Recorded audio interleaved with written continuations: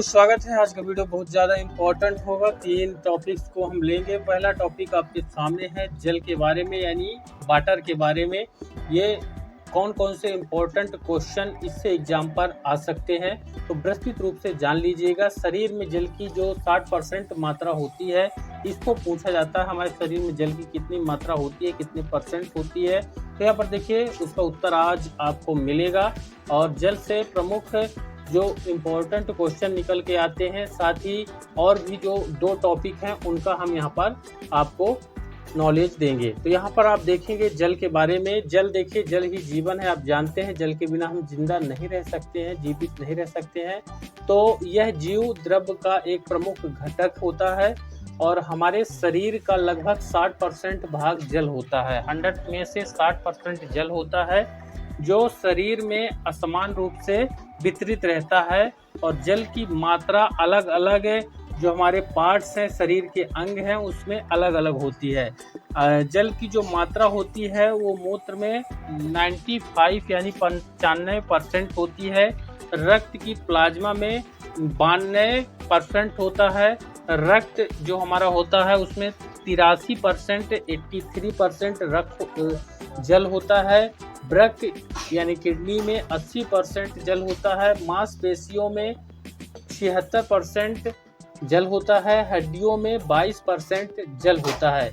यदि हमारे शरीर में लगभग 12% जल का निर्जलीकरण हो जाता है तो घातक सीमा प्रारंभ होती है, जिसकी अधिकतम सीमा 15% होती है। यानी 60% टोटल जल होता है, जिसमें से अगर 15% जल हमारे शरीर से बाहर निकल गया तो हमारा जो है समझिए कि डेंजरस जोन शुरू हो गया है और हमारी तबीयत जो है बहुत ज़्यादा खराब हो जाएगी।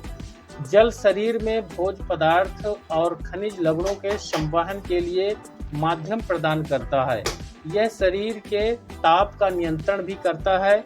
यह उत्सर्जी पदार्थों को उनके निर्माण स्थल से उत्सर्जी अंगों में पहुंचाने का कार्य करता है। तो ये जल का यहाँ पर टॉपिक है और जल से जो क्वेश्चन आ सकते हैं वो यहाँ पर सभी दिए हुए हैं। इसको अच्छे से आप समझ गए होंगे। इसके बाद हम दूसरा टॉपिक लेते हैं बैक्टीरिया के बारे में। इससे हमेशा 4 से 5 क्वेश्चन हर एग्जाम पर पूछे जाते हैं। बैक्टीरिया हिंदी में जीवाणु कहते हैं। जीवाणु की खोज 1683 में एंटोनी वान लुवेनहाक द्वारा की गई तथा जीवाणु नाम 1829 में एहरेनबर्ग द्वारा रखा गया। 2 यहाँ पर वैज्ञानिक हैं। एक ने खोज की 1683 में, उनका नाम है लुवेनहाक के नाम से ये क्वेश्चन में आते हैं। एंटोनी वान लुवेनहाक के द्वारा की गई थी 1683 में। और इस जो जीवाणु नाम पड़ा, बैक्टीरिया जो नाम पड़ा, वो 1829 में ये नाम दिया गया एहरेनबर्ग के द्वारा यहाँ पर रखा गया।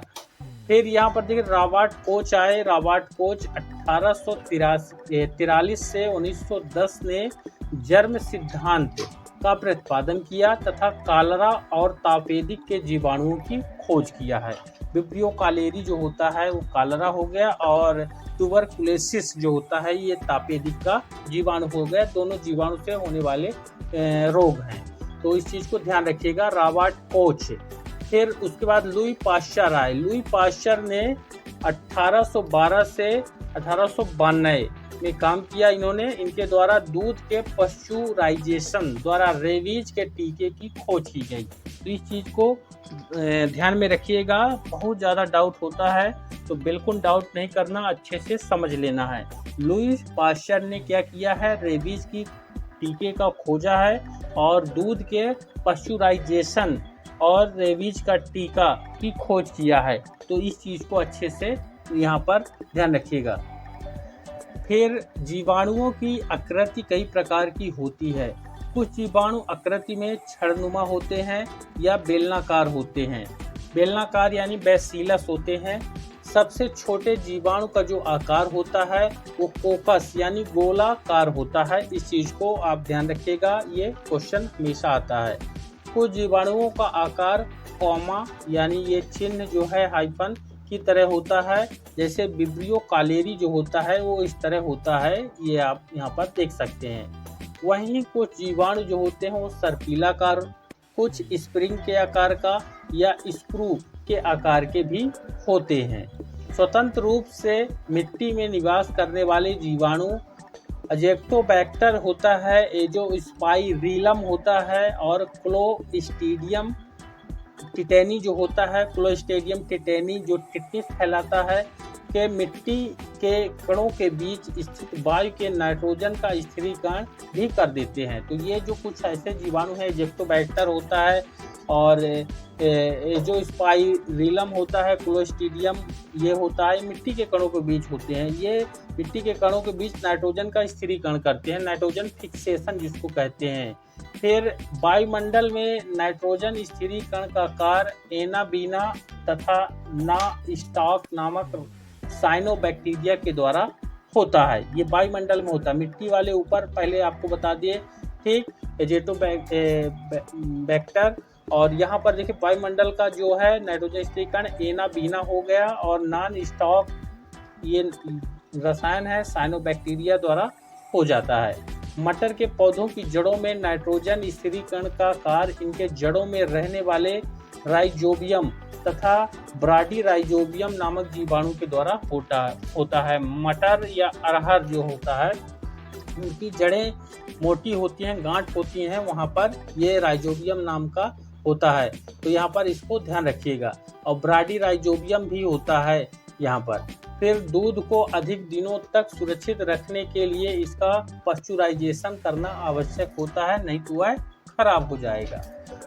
फिर इसके बाद है चमड़ा उद्योग में चमड़े से बालों और वसा को हटाने का कार्य भी जीवाणुओं के द्वारा होता है।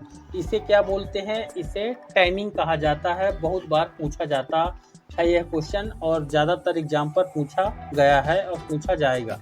तो यहाँ पर ध्यान रखिएगा, चमड़ा उद्योग में क्या करते हैं? चमड़े से बाल और वसा को हटाने के लिए जीवाणु का उपयोग करते हैं। इस क्रिया को टैनिंग कहते हैं। फिर जीवाणुओं में यहाँ पर जीवाणु कोशिका में सर्कुलर डीएनए पाया जाता है, इस चीज़ को भी ध्यान रखिएगा। वे पदार्थ जो सूक्ष्म जीवों यानी माइक्रो ऑर्गेनिज्म द्वारा उत्पन्न किए जाते हैं तथा सूक्ष्म जीवों को ही नष्ट करते हैं, उनको क्या कहते हैं? एंटीबायोटिक या प्रतिजैविक कहते हैं। इस चीज़ को समझ लीजिए। देखिए, वो पदार्थ हैं जो सूक्ष्म जीव माइक्रो ऑर्गेनिज्म जो होते हैं उनके द्वारा उत्पन्न किए जाते हैं, सूक्ष्म जीवों के द्वारा उत्पन्न होते हैं और सूक्ष्म जीव को ही नष्ट करते हैं, उनको एंटीबायोटिक कहते हैं। ये हिंदी में प्रतिजैविक कहते हैं। अब यहाँ पर देखिए, एंटीबायोटिक शब्द का इस्तेमाल सर्वप्रथम सेल्मन वैक्समैन ने किया था। इस चीज़ को ध्यान रखिए, ये इम्पोर्टेंट है। किसने किया था? सेल्मन वैक्समैन ने किया था। यहाँ पर नाम है, इसको नोट करके रख लेना है आपको। फिर इसके बाद हमारा तीसरा टॉपिक रहेगा विषाणु के बारे में, वायरस के बारे में। अभी फिलहाल जो वायरस हुए, अटैक हुए उनसे, तो ये आप जानते ही हैं, कोरोना त्रसादी अपनी साल की बहुत ज़्यादा खतरनाक त्रसादी थी।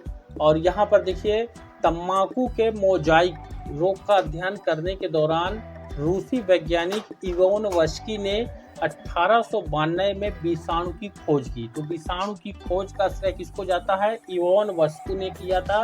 रूस के वैज्ञानिक हैं और इन्होंने तम्बाकू के मोजाइक रोग के अध्ययन में इस वायरस का पता किया, और इवानोव्स्की यहाँ पर नाम ध्यान रखिएगा 1892 में किया है।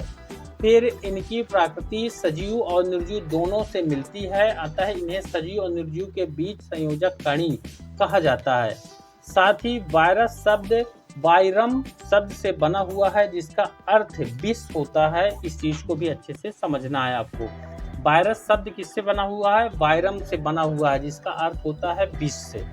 वायरस मुक्त अवस्था में निर्जीव की तरह व्यवहार करते हैं। वायरस अगर है, विषाणु अगर है, तो मुक्त अवस्था अगर है, निर्जीव की तरह करेंगे, उसमें कोई जीवन नहीं रहेगा, परंतु किसी सजीव कोशिका में पहुंचते ही सक्रिय हो जाता है तथा एंजाइमों का विश्लेषण करने लगता है। वहीं परपोषी प्रकृति जो होता है, पैरासाइटिक नेचर जो होता है वायरस का, के आधार पर विषाणुओं का 3 प्रकार होता है। यानी वायरस 3 प्रकार के हो गए।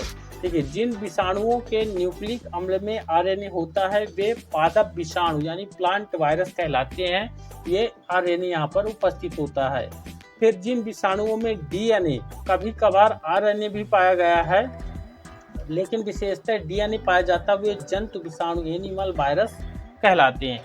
यानी जो आरएनए जिसमें पाया जाएगा वो यहाँ पर पादप विषाणु कहलाएंगे, और डीएनए जिसमें पाया जाएगा वह है जंतु विषाणु कहलाएगा, एनिमल वायरस कहलाएगा।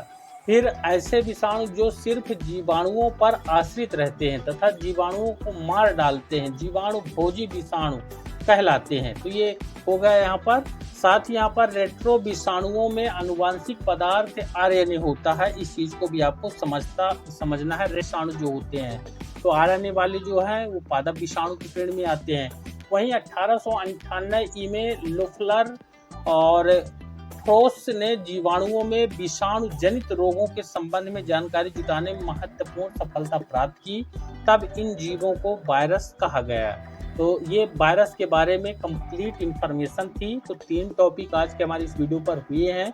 हम और ज़्यादा समय ले सकते हैं आपको कई तरह की बातों को यहाँ पर बता के, लेकिन वीडियो बड़ा होगा। जो इम्पोर्टेंट पॉइंट हैं जो ज़्यादातर एग्जाम पर पूछे जाते हैं, हम उन्हीं सेलेक्टेड टॉपिक को अपनी PDF फाइल पर ऐड करते हैं। मुझे उम्मीद है जानकारी बेहद इम्पोर्टेंट थी और वीडियो भी इम्पोर्टेंट है। चैनल पर नए हैं, अगला वीडियो चाहते हैं तो सब्सक्राइब कर लेंगे, वीडियो को लाइक कर देंगे और ज़्यादा से ज़्यादा शेयर कर देंगे।